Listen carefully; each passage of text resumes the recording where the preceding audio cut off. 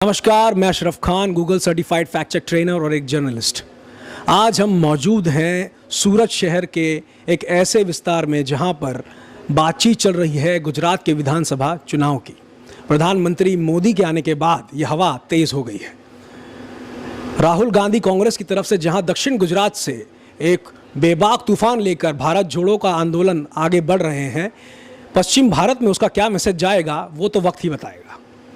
पर ये त्रिकोणीय श्रृंखला कहीं ना कहीं अब 4 एंड रेक्टेंगुलर सीरीज नजर आ रही है, यानी 4 कोणीय। जी, आम आदमी पार्टी, भारतीय राष्ट्रीय कांग्रेस, भारतीय जनता पार्टी और all India मजलिस-ए Ittehadul Muslimeen AIMIM। ये पार्टी जो शुरू हुई हैदराबाद से, जिसकी शुरुआत की असदुद्दीन ओवैसी ने, जो प्रेसिडेंट हैं पार्टी के और सांसद हैदराबाद से, अकबरुद्दीन ओवैसी के साथ पूरे भारतवर्ष में, उत्तर प्रदेश हो, गुजरात हो या अन्य राज्य, ये पार्टी लीप्स एंड बाउंड्स आगे बढ़ती जा रही है। धीरे धीरे धीरे धीरे हर राज्य में कहीं ना कहीं अपनी मौजूदगी दर्ज करा रही है। असदुद्दीन ओवैसी जो अपनी आवाज़ बुलंद करने के लिए, माइनॉरिटी के लिए, मुसलमान हो, दलित हो, लोकसभा में सदैव अपनी आवाज़ को बुलंद करते रहे हैं, फिर वो NRC के खिलाफ हो या CAA के लिए, हमेशा चरम पर सीमा पर रहे हैं और आगे रहे। देखना ये होगा कि गुजरात विधानसभा चुनाव में, जहां पर गोधरा में म्यूनसिपल कॉरपोरेशन में अपनी सत्ता की मौजूदगी दर्ज कराने के बाद, क्या असदुद्दीन ओवैसी गुजरात में ज़्यादा से ज़्यादा सीट जीतकर फिर से अपनी मौजूदगी दर्ज कराएंगे। ये एक ऐसी पार्टी है जिससे माइनॉरिटी, मुस्लिम या फिर मैं कहूँ दलित युवा काफ़ी उम्मीदें रखते हैं। आज हम बातचीत करेंगे एक ऐसे कैंडिडेट से जिनका नाम शुमार है उन लोगों में जिन्हें नामांकित यानी प्रत्याशी बनाया गया है विधानसभा गुजरात चुनाव के लिए 2023। सूरत पूर्व से वसीम कुरैशी, जमालपुर से साबिर काबलीवाला जो स्टेट प्रेसिडेंट हैं, और दानी लिमड़ा से कौशिका परमार जो दलित चेहरा हैं।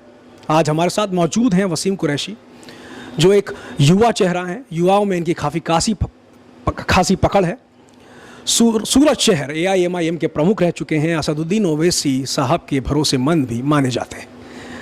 आज हम बातचीत करेंगे और जानने की कोशिश करेंगे क्या मैसेज है, क्या चुनाव को लेकर के वसीम कुरैशी। शुक्रिया आपका। पहला प्रश्न मेरा आपसे ये होगा, विधानसभा चुनाव पहला है आपके लिए, प्रत्याशी आप बनाए गए हैं, क्या तैयारी है?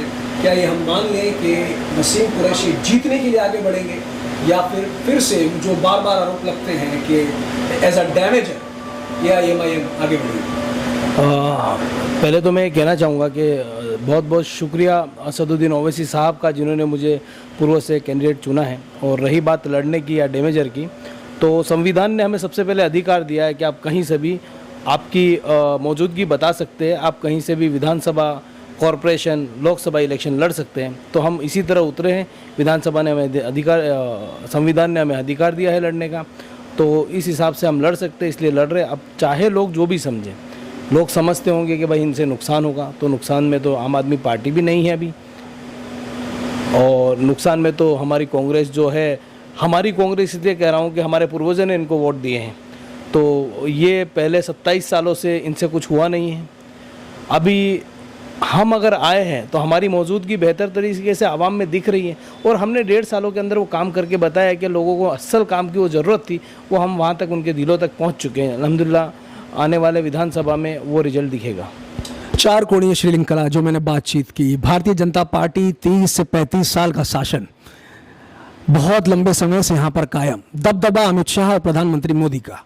भारतीय राष्ट्रीय कांग्रेस जो विधानसभा में विरोध पक्ष का जो पद है वो लेकर के बैठी है। फिर आम आदमी पार्टी, जिसको पाटीदार मूवमेंट ने कहीं ना कहीं जन्म दिया है, और वो अब धीरे धीरे अरविंद केजरीवाल बाहरी दिल्ली होने के बावजूद सीमांकन करके आगे बढ़ रहे हैं। असदुद्दीन ओवैसी ने नॉकआउट किया है, फिर से और एक बार दस्तक दी है। गोधरा में म्यूनसिपल इलेक्शंस में अपनी मौजूदगी दर्ज कराने के बाद आपको लगता है विधानसभा में AIMIM कुछ नॉकआउट काम कर पाएगी, यानी अपनी मौजूदगी ऐसे दर्ज कराए कि सरकार में बड़ा हिस्सा रहे? इंशाल्लाह ऐसी उम्मीद है। और रही बात के 35 सालों से बीजेपी पार्टी काबिज़ है, तो हर सूरज को आखिर में डूबना है। बेहतर काम नहीं करोगे तो आपको ख़त्म होना है।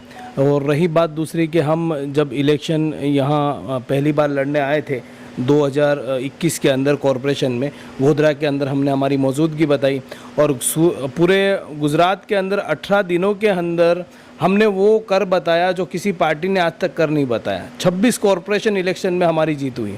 हम 60% लोगों को जिता के हम लोग लाए, हमारे जितने खड़े किए थे उसमें से। तो ये लोगों की लोकप्रियता है असद साहब के लिए, मोहब्बत है जो लोगों ने बताई। इसमें दलित भी हमारी एक बहन बीनाबेन परमार लड़के और जीत कर आई, ये हमारे लिए बड़ी खुशी की बात है। और जो कांग्रेस विपक्ष में बैठी है वो विपक्षी भूमिका निभा रही है या नहीं निभा रही, उससे हमसे ज़्यादा तो आप जानते हैं। क्योंकि जब से 2017 से इलेक्शन जीतने के बाद जितने मुसलमानों पे अत्याचार हुए, दलितों पे अत्याचार हुए, आदिवासियों पे अत्याचार हुए, सरकार की तरफ से हुए या लोगों की तरफ से या किसी संगठन की तरफ से हुए, आज तक कोई आवाज़ बुलंद नहीं हुई सिवाय बैरिस्टर असदुद्दीन ओवैसी साहब की तरफ से हुई, सिवाय के।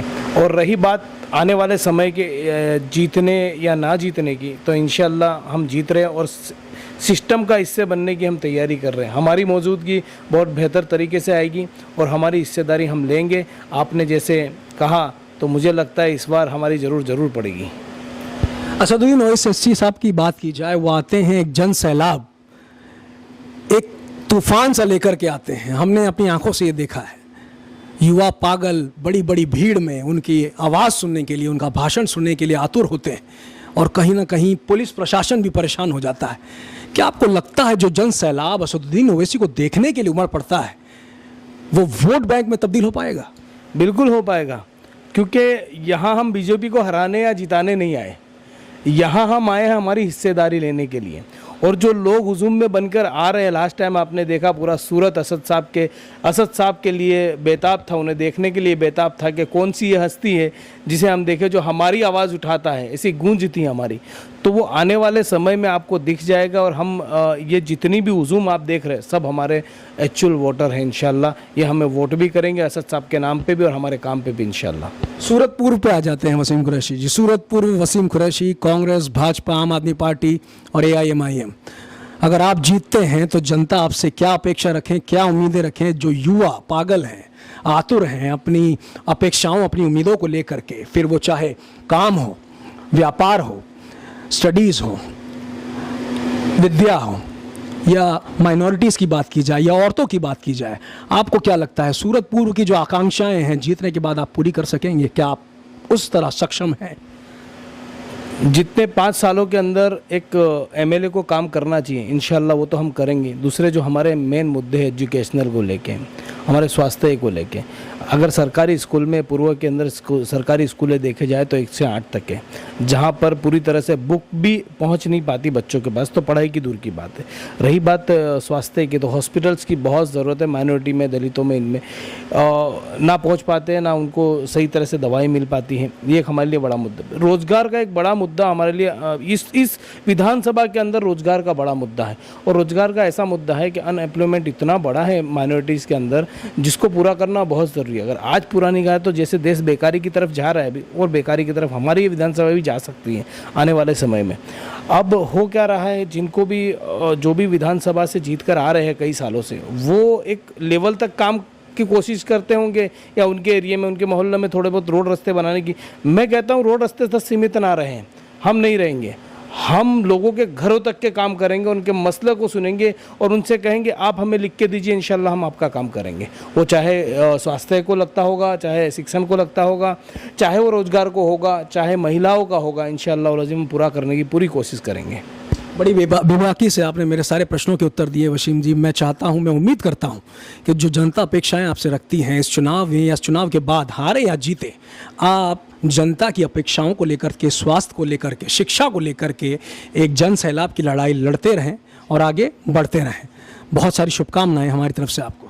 तो ये थे वसीम कुरैशी, सूरतपुर से प्रत्याशी ऑल इंडिया मजलिस इत्तेहादुल मुस्लिमीन के, जिनसे हमने बातचीत की और बताया किस तरीके से आगे गुजरात के विधानसभा चुनाव में क्या होगा और AIMIM की तरफ से प्रत्याशी होने के बाद ये किस तरफ से, किस जानिब से वसीम कुरैशी आगे बढ़ेंगे और चुनाव को पूरे हित से, पूरी ताकत से जीतने की कोशिश करेंगे। भारतीय जनता पार्टी, भारतीय राष्ट्रीय कांग्रेस, आम आदमी पार्टी और फिर वसीम कुरैशी ऑल इंडिया मजलिस इत्तेहादुल मुस्लिमीन, ऊंट किस करवट बैठेगा ये तो विधानसभा चुनाव के नतीजे बताएंगे। हमसे जुड़ने का, मुझे सुनने का, बने रहने का बहुत बहुत शुक्रिया। नमस्कार।